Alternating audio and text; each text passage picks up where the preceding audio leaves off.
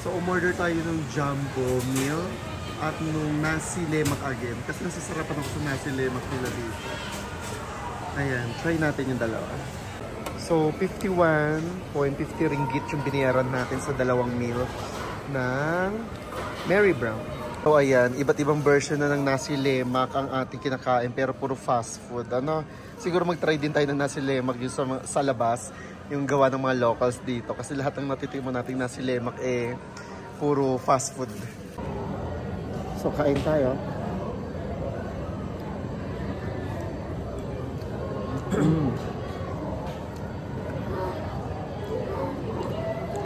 Yung chicken, yung juicy naman siya. Then yung balat niya,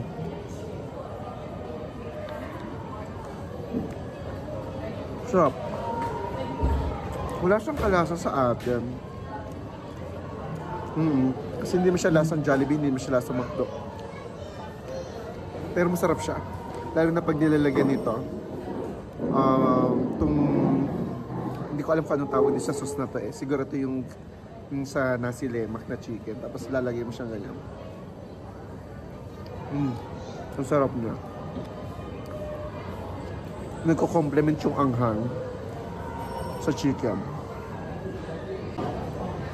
Medyo mahal nga lang yung mga anghang. Medyo mahal nga lang talaga yung mga stores dito, yung mga kainan dito sa taas.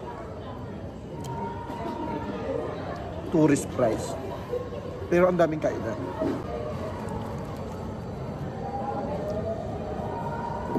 Yung chicken burger nila, same ng lasa ng chicken burger na McDo. Walang pinagkaibang lasa. Pati yung dressing, same. Very familiar yung lasa niya.